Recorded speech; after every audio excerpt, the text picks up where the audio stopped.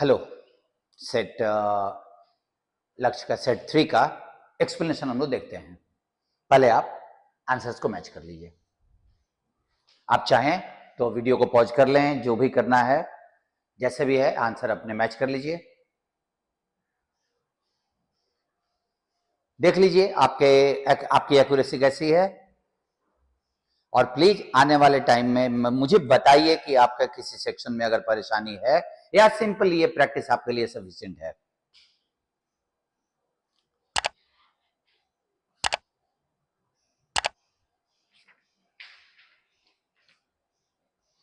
चलिए अब हम लोग एक्सप्लेनेशन देखते हैं।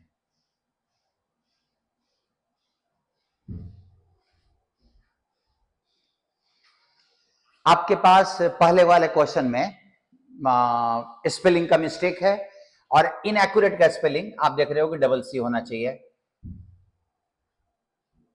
इजी था। क्वेश्चन नंबर 2 में तुम अगर ध्यान दो तो तुम्हारा पहला सेंटेंस सी होना चाहिए। The partition of India into India and Pakistan made a, यहां पे ऑफ छूटा हुआ है। Made a number of migrants to India penniless, बहुत सारे गरीब इंडियन आए।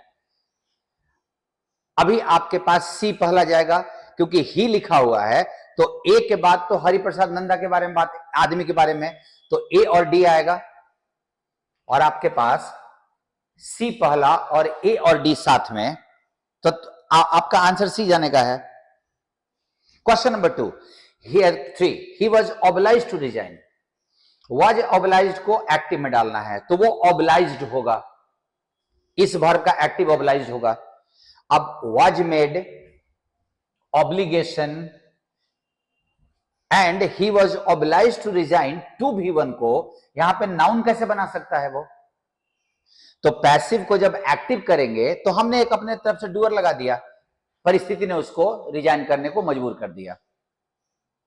नेक्स्ट, आपके पास सिनोनिम में फ्रेनेटिक एक्टिविटी बोल रहा है, और एक्टिविटी को अगर आप ध्यान से रखो, after weeks of frenetic activity the ground was ready for the big match. Ground ready हो गया, मतलब बहुत ज्यादा एक्टिविटी हुआ था, हड़बड़ी वाला नहीं एक्टिविटी, पूरी तरह से व्यस्त, बहुत ज्यादा क्रियाकलाप, बहुत ज्यादा काम हुए, उसके बाद ग्राउंड रेडी हो गया। Next question please. एंटोनिम लाउडेबल। लाउडेबल का मतलब होता है प्रशंसा के लायक, जो कि कमेंडेबल उसका सिनोनिम दिया हुआ है, यह सिनोनिम है। एंटोनिम के लिए रिपल्सिव, बहुत खराब, बहुत बुरा। टोकन स्ट्राइक फ्रेज जो दिया हुआ उसका आपसे सिनोनिम पूछ रहा है। एक हम ऐसा स्ट्राइक करते हैं जिसमें हम वार्निंग दे रहे हैं कि फुल फ्लेजेड स्ट्राइक हो सकता है, जो हाथ में कभी कभी काला पट्टी वट्टी डाल के लोग काम करते हैं ना, कि दिखाते हैं कि हम संतुष्ट नहीं है, दुखी हैं, उसी को टोकन स्ट्राइक कहा जाता है। या आधे घंटे, 1 घंटे के लिए स्ट्राइक पे गए। अगला सेंटेंस देखो, अगर इसमें तुमने गलती किया होगा तो मैं लास्ट वाले सेट में मैंने बोला था कि तुम इन्वर्टेड कोमा के बीच नरेशन बनाने के समय में इन्वर्टेड कोमा के बीच का सेंटेंस देखो, और इन्वर्टेड कोमा के बीच का सेंटेंस इंटरोगेटिव है। अगर आप सी डाल रहे हो तो ये इंपरेटिव सेंटेंस का स्ट्रक्चर है, टू रिपीट, इंपरेटिव होता।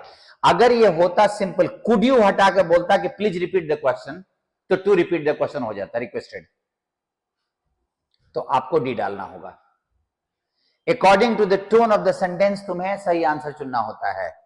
नेक्स्ट, गवर्नमेंट को देना चाहिए टैक्स का, ये अच्छे क्वालिटी के गुड्स के लिए, तो गवर्नमेंट टैक्स के लिए स्ट्रक्चर देगी नहीं, स्ट्रक्चर बनाएगी। मेक होना चाहिए था, प्रोवाइड नहीं।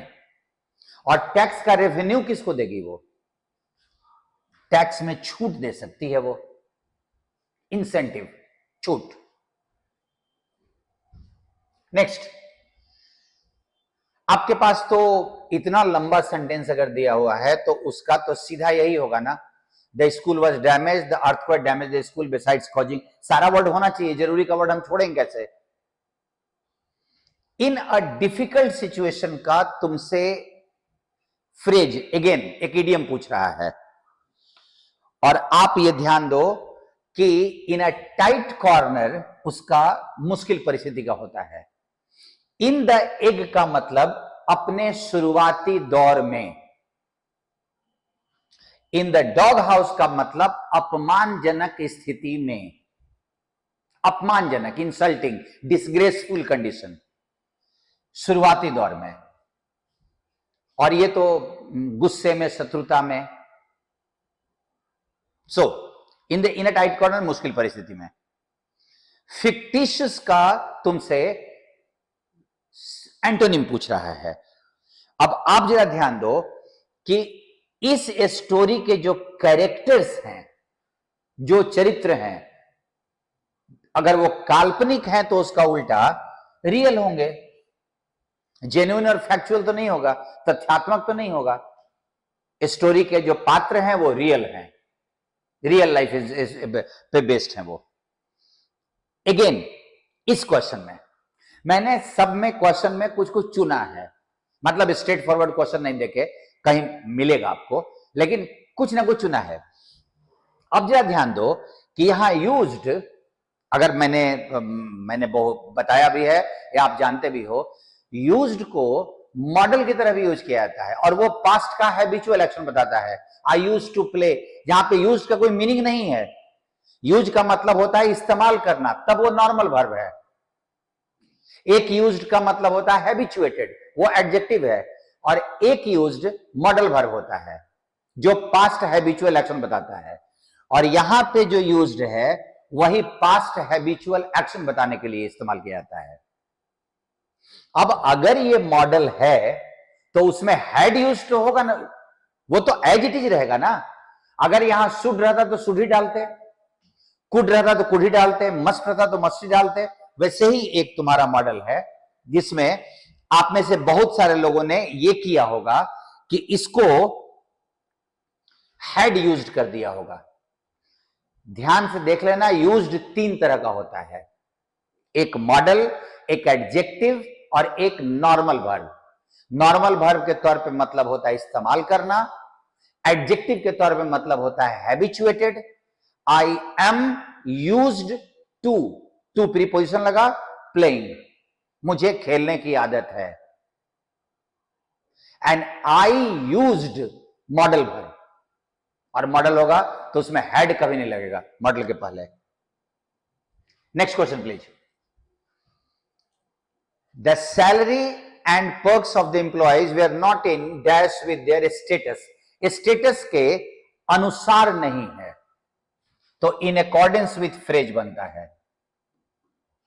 इन कॉन्फॉर्मिटी विथ का मतलब होता है किसी नियम का, क्योंकि कन्फर्म का मतलब होता है नियम कानून का पालन करना, तो नियम कानून के पालन के तालमेल में नहीं है, जबकि यहां होना चाहिए था कि उनके अनुसार नहीं है।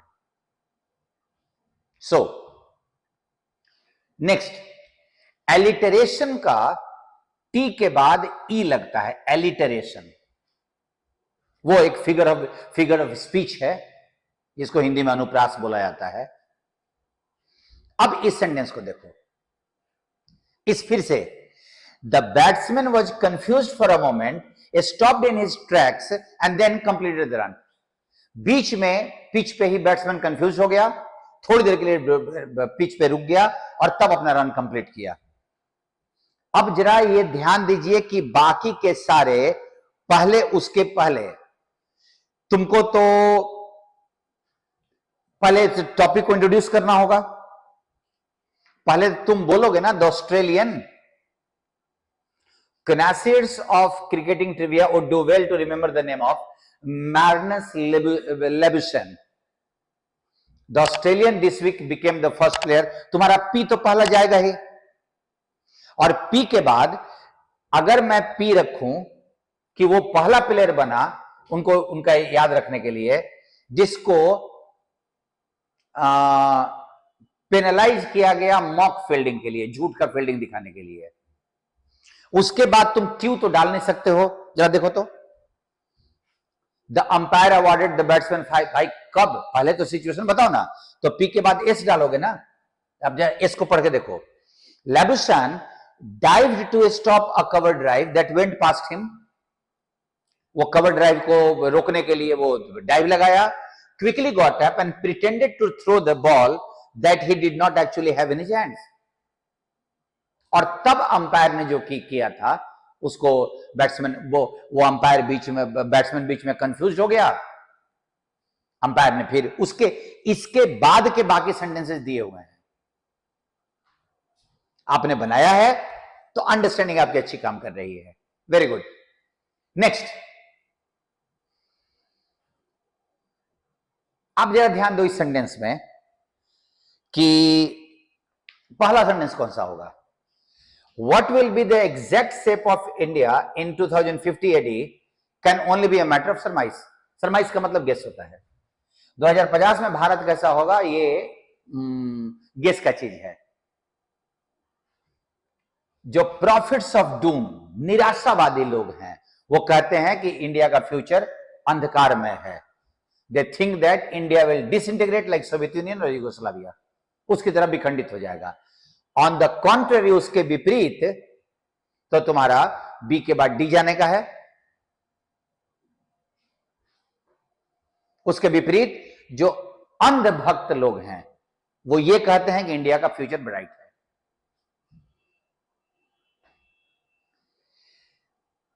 वन वर्ड सब्स्टिट्यूशन, भगवान को बुलाना, उनसे सहायता मांगना, या किसी और का, कानून आदि को भी हेल्प या प्रोटेक्शन के लिए, दैट इज कॉल्ड इन्वोक करना। इन्वोक करना। इन्वोल्यूशन इन्वॉल्व का नाउन है। इन्वॉल्व, जिसको हम लोग इन्वॉल्वमेंट बोलते हैं ना, उसका एक और नाउन होता है इन्वोल्यूशन। इनंडेशन मतलब बाढ़ होता है, बाढ़। और रिवोक होता है नियम कानून को समाप्त करना। एरर देखो, एरर बड़ा अच्छा था ये वाला। The manager wanted to know who had come earlier that day. दोनों में से ज्यादा जल्दी कौन आया था? कंपैरेटिव है, द कैशियर और द अकाउंटेंट। कैशियर और अकाउंटेंट में से पहले कौन आया था? तो दोनों की तुलना में ना, एक देर से एक पहले आया तो तुम्हारा अर्ली नहीं होगा, अर्लियर हो जाएगा। ये कॉमन एरर मिला होगा, मजेदार है। नेक्स्ट, अच्छा ध्यान देना, वेल डन कब बोलते हैं? जब काम को अच्छे से कर लो तब वेल डन बोलेंगे। डूइंग तो तब बोलते हैं ना जब वो कर रहा है, तो उसमें वेल तो लगाएंगे नहीं। सो आपका जब उसने कहा वेल डन, तो हैड डन वेल ही ना।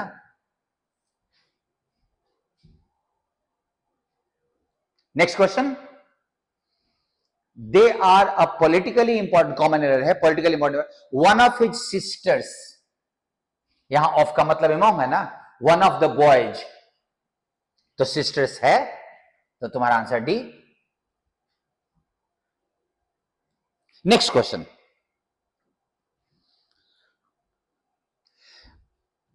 आपका सी तो पहला जाना ही है ना। Our own country is a little world by itself with an infinite variety and places for us to discover। हमारे देश एक छोटी मोटी दुनिया ही तो है। उसके बाद आप आई वाली बात करो। सी तुम्हारा पहला सेंटेंस था, उसके आगे तो बढ़ना भी नहीं था, आराम से बन जाता। नेक्स्ट क्वेश्चन प्लीज, आप ध्यान दीजिए। गांधी जी, चूंकि पहला सेंटेंस सी है, सी 3 में दिया हुआ है, चारों में दिया हुआ है, सॉरी चारों में सी दिया हुआ है। Gandhi ji had a way of life. और तुम अगर ध्यान दो, मैं अगर सोचूं जैसे कि अगर ये तुमको दो सेंटेंस को आपस में बैठाना है, तो ए और बी तो साथ में आएगा। He did not believe in theoretical ideology, his principles mainly lay in action, theory and action। ए और बी अगर साथ में आएगा तो एक सेंटेंस ये बचा, यहां नहीं है, यहां नहीं है, यहां है, तो डी को बीच में कैसे डाल सकते हैं? उनका अपना एक जिंदगी जीवन का तरीका था, और उसके बाद हम डी डालेंगे, he gave much that suits our tradition. उन्होंने वो दिया जो हमारे ट्रेडिशन को सूट करता है। पहले उनका अपना तरीका था, तो सी के बाद ए बी को एक साथ रखना है और ये तुम्हारा पहला ये चला जाएगा। जापानीज ने वर्ल्ड मार्केट को कैप्चर किया है। अगर आपका एक अधिकार हो जाता है, आपके प्रोडक्ट्स चारों तरफ फैल हो जाते हैं, तो इसको कैप्चर वर्ड लगाते हैं। सीज और सीज वर्ड नहीं लगेगा, मार्केट को सीज नहीं किया जा सकता, capture the market. The committee has accepted your suggestions, committee ने आपके सजेशन आपका मान लिया है, विथ सम मॉडिफिकेशन, कुछ बदलाव के साथ। तो अब अगर या तो कुछ ब्लैंक स्पेस होना ही नहीं चाहिए था, लेकिन अगर है तो बट ही लगाना पड़ेगा ना, लेकिन कुछ बदलाव के साथ। अगला सेंटेंस पैसिव वॉइस में, who gave you permission, by whom were you given permission. 25 में तो यही जाएगा।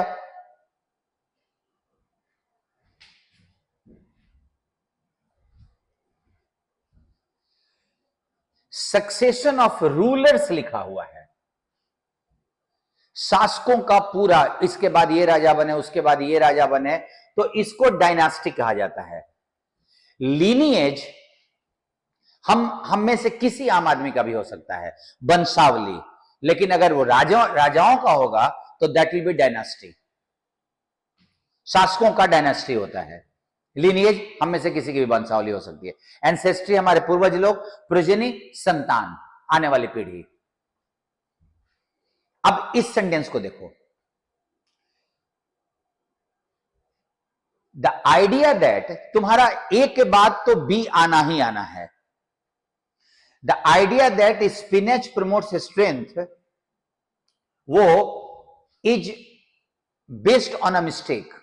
पपाया द सेलर जो था ना, हम लोगों ने कार्टून बचपन में खूब देखा था, मैं तो अभी भी देखता हूं अगर मिल जाता है तो, कहीं पुराने वाले वीडियो में। वो इसके चलते हुआ था कि पालक खाने से एकदम आदमी एकदम ह्यूमन बन जाता है। द मिसकंसेप्शन, ए के साथ तो बी आएगा ही, मिस्टेक। उसके बाद तुम सी और डी में देखो तो only between 2 to 10% of iron in vegetable is absorbed as compare to 10 to 20% of iron meat. Vegetable का 2 से 10% हमारा बॉडी ऑब्जर्व करता है, जबकि मीट का 10 to 20% एब्जॉर्ब कर लेता है। अभी तुम अगर देखो तो सी में इसी बात को एक्सप्लेन किया है, तो सीधा A B C D direct डालना होगा, कोई चेंजेस नहीं होगा, as it is. Next, because the enemy had a reputation for engaging in sneak attacks. Sneak मतलब होता है चोरी छुपे, अटैक कर लेता है। एनिमी कभी भी चोरी छुपे अटैक कर सकता है। We were dash on the alert, हम लोग अलर्ट पे थे। कैसे? कॉन्स्टेंटली ही ना। फ्रीक्वेंटली का मतलब तो रह के बार बार अलर्ट पे थे। आप अगर लगातार अलर्ट पे रह रहे हो तो it is constantly we are on alert, not frequently. He frequently comes my home, इसका मतलब थोड़ी कि रेगुलर वह हर समय आते रहता है। वीक में 3-4 दिन अगर आ रहा है तो फ्रीक्वेंटली है, और हमें अलर्ट पे रहना है तो कॉन्स्टेंटली अलर्ट पे रहना है, not frequently. Next, blank space में, the meeting which was scheduled to be held on the 19th was, meeting को तो पोस्टपोन ही करेंगे ना, मीटिंग कभी विड्रॉ, कॉल होता अगर इसके साथ OFF लगता तो called off, meeting was called off. अब तुम्हारे पास क्वेश्चन में देखो, अभी ये पैसेज बड़ा इंटरेस्टिंग है। मैं इस पैसेज को देखा तो मेरे को बड़ा इंटरेस्टिंग लगा कि पढ़ के समझने में बड़ा दिक्कत है। ऑप्शन के थ्रू अगर बनाया जाए तो बड़ा आराम से बनेगा। तुम अगर शुरुआत में देखो तो सम रीडर्स होता, एनी वन रीडर होगा नहीं, one reader can add to this. One का मतलब ये तो हम 1 2 3 4 काउंटिंग बता रहे हैं, एवरी रीडर। कैन ऐड, कोई भी रीडर ऐड कर सकता है, तो या तो एनी होता, एवरी होता या ईच होता। सेकंड 31 में देखो, what I wish to add is a dash. मैं इस सेंटेंस का मतलब नहीं समझ में आ रहा है, मेरे को ए देना है, यहां पे ए देखा मैं, मेरे को कैविट का मतलब नहीं आता है, लेकिन क्या वार्न होगा, वार्निंग होना चाहिए था ना। क्या पैनिक के साथ आप ए लगाओगे, भय के साथ? क्या फियर के साथ आप ए लगाओगे? नहीं लगाओगे। तो अगर आपको नहीं भी पता है सेंटेंस का मीनिंग, तो आप आराम से आंसर ले सकते हो, क्योंकि ए को देखते हुए और कोई वर्ड नहीं जा रहा है। और कैविट का मतलब वार्निंग होता है। ध्यान से देखिएगा बनाने का तरीका। मेरे को मतलब नहीं समझ में आ रहा है, मेरे को 32 पे मैं गया, they require a rigor, rigor का मतलब नहीं आता है, एंड इन्वेंटिवनेस। अब इन्वेंटिवनेस के साथ तो एक ही ना, इन्वेंटिवनेस आविष्कारीपन of the ethical thinking, which dash new experiment with the idea of truth, जिसके साथ अभी यहां पे नेसेसिटेट, नेसेसरी का जरूरी होना उसका वर्ब हो जाता है। Oblige, take new experiments, ask new experiments, या जिसके new experiments with the idea of truth, जिसके साथ आइडिया ऑफ ट्रूथ को का नया एक्सपेरिमेंट जरूरी बन जाता है, नेसेसिटेट्स। सो आपका एक क्वेश्चन 33 नंबर थोड़ा मुश्किल था, बाकी का कोई ज्यादा परेशानी वाला नहीं था। कहानी था मजेदार।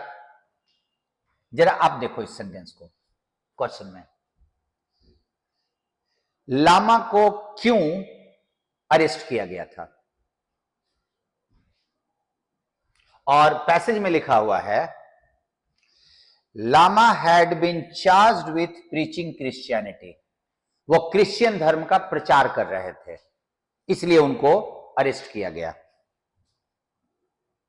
एंड ऑप्शन में मिशनरी वो होता है जो किसी पर अपने धर्म का प्रचार करे। Which of the following statement is not true? It was situated in a desert, it housed prisoners from different countries, the guard belonged to different religion from lamas, lama के religion से different थे वो, there were 20 other prisoners in the jail, jail में 20 और कैदी थे। अगर मैं आपको बाकी डेजर्ट आदि तो कहीं आराम से लिखा हुआ है, अगर मैं देखो तो आप इस सेंटेंस को देखो,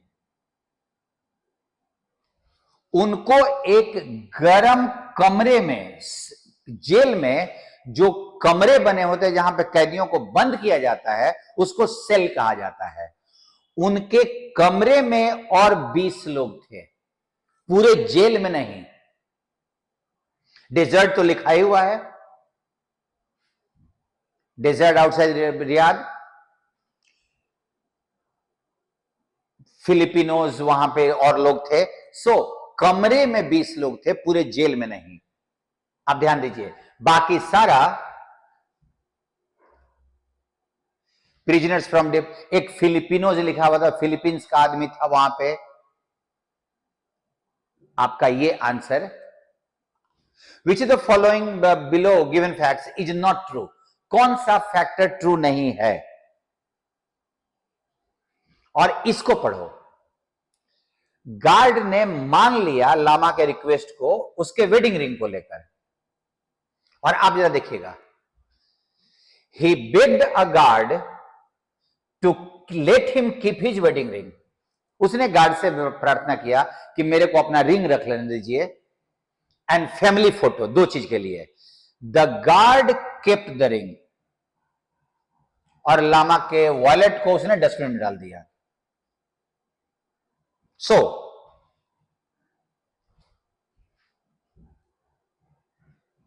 उसको सन का फोटो रखने को किया गया था। ये ऑप्शन नहीं, गलत है। ये कौन सा स्टेटमेंट ट्रू नहीं है? और आपके पास आप पहले ऑप्शन नंबर 1 को पढ़ो। Lama was arrested under the due process of law, कानून के नियमों के तहत उनको अरेस्ट किया गया था। आप अगर सेंटेंस में देखो, but he had been denied access to a lawyer and was uncertain how long he might be held. उनको ना तो वकील की सुविधा दी गई, उनको यह भी नहीं बताया गया कितने दिन जेल में डाला गया है, तो वो कानून के प्रोसेस के अंदर में नहीं अरेस्ट हुए थे। ये पैसेज हर तुम्हारे मॉडल का पहला कंप्रीहेंशन मेरा बनाया हुआ कंप्रीहेंशन है। नेक्स्ट आपके पास नेक्स्ट कंप्रीहेंशन में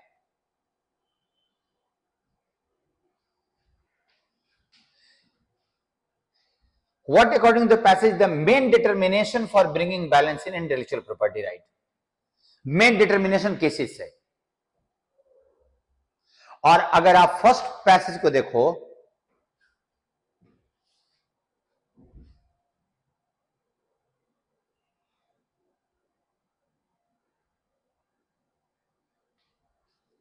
where the balance is reached depends on the level of development. अब जरा ऑप्शन को देखिए, is the main determination of bringing a balance, balance को लेवल ऑफ डेवलपमेंट से किया जाएगा। देखो बहुत बार ऐसा होता है कि पैसेज तुमको पढ़ने में समझ में नहीं आ रहा है। मैं इसीलिए आपको शुरुआत में बोला था मैंने, जब मैंने बूस्टर सीरीज में किया था, और भी प्रैक्टिस कराऊंगा मैं, कि आप क्वेश्चन को पहले देखो, तुमको आइडिया लग जाएगा कि क्वेश्चन तुमसे पूछा क्या है। अब जैसे क्वेश्चन नंबर 2 में पूछा है कि इंजॉय का मीनिंग क्या है, ये तो वर्ड खोजना है आपको कि इंजॉय का मीनिंग क्या है। अब वो आप जरा रियलाइज करना कि इंजॉय में कुछ गड़बड़ होगा तभी तो वो इंजॉय को टारगेट किया है। यहां इंजॉय का मतलब मौज करना, मस्ती करना नहीं है। आप ध्यान दीजिए, to enjoy a monopoly for the importation of the patented article, monopoly एकाधिकार उनके पास होता है होने के सेंस में, नॉट दैट मजा करना। और देखो प्लेजर, इंटरटेन, एक्सपीरियंस, वो इंजॉय करने का मीनिंग नहीं है उस सेंटेंस के अनुसार। जब भी तुमको सेंटेंस में दे, वर्ड को टेकअप करो, और उस वर्ड का कोई मीनिंग नहीं है, अगल बगल के शब्द तुमको बताएंगे कि उसका मीनिंग क्या है। This is the logic of compulsory licensing. अगर तुम ध्यान दो तो आप, और यहां पे देख लो जरा, सेकेंड ऑब्जेक्टिव, कंपल्सरी लाइसेंसिंग का स्टेटमेंट, ये दोनों तुम्हारे सेकेंड में से चल रहा है, यहीं से। aims to put a limitation on the monopoly profit, ये मोनोपोली से, जो एकाधिकार से जो प्रॉफिट है, उस पे लिमिटेशन करने के लिए सेकंड ऑब्जेक्टिव है। अगर तुम इसको अब टारगेट करो तो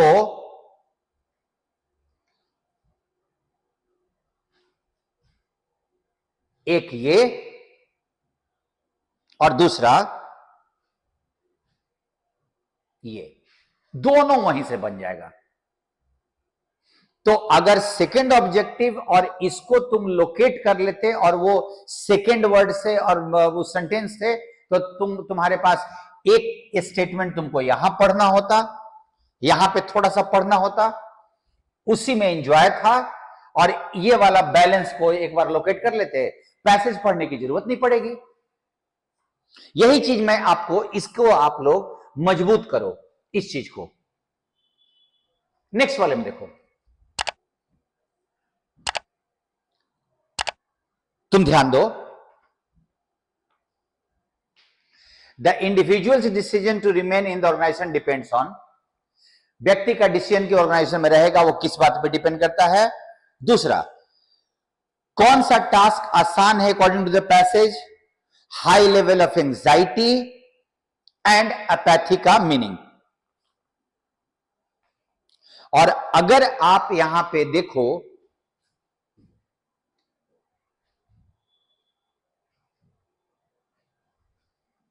तो हाई लेवल ऑफ एंजाइटी यहां दिया हुआ है, disrupts performance,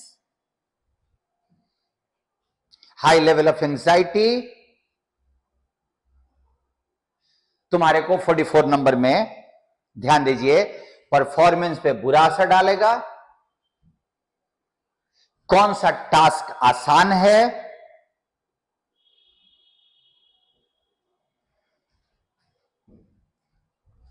job satisfaction is more closely related to the decision to join and remain in an organization. Job satisfaction तुम्हारे क्वेश्चन नंबर का remain in organization depends on the level of job satisfaction. Which task is easier? उसी में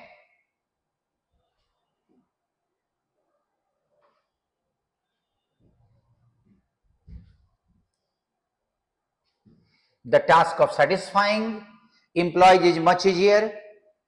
तुम question को देखो, satisfying employees. And apathy का opposite meaning enthusiasm होता है। अपैथी तो आप लोग वर्ड पहले से भी जानते हो, किसी के प्रति इंटरेस्ट नहीं होना अपैथी, तो वो कहीं पे होगा, मैं अभी खोज नहीं पाया हूं, अगली बार से मैं उसको टिक कर दूंगा बनाने के समय में। सो आप जरा ध्यान दो कि पैसेजेस चाहे कैसे भी देखने में लगे शक्ल में, बट क्वेश्चंस को बनाने का अप्रोच बड़ा आसान होता है। अभी आपके पास एग्जामिनेशन में पढ़ने का टाइम नहीं मिलेगा कि हम पढ़े, पढ़ना अंडरस्टैंडिंग डेवलप करने के लिए था आने वाले तो पहले के टाइम में। अब जब आप परीक्षा देने जा रहे हो तो आप क्वेश्चन को कितनी जल्दी बनाते हो इस पर डिपेंड करेगा। अपने ओपिनियंस बताते रहिए, बोलने में अच्छा नहीं लगता है बट लाइक शेयर आप करो, कमेंट करते रहो, अच्छा लगेगा मुझे भी। मिलते हैं फिर अगली बार अगले वाले पैसेज के अगले वाले सेट के साथ। थैंक यू सबको।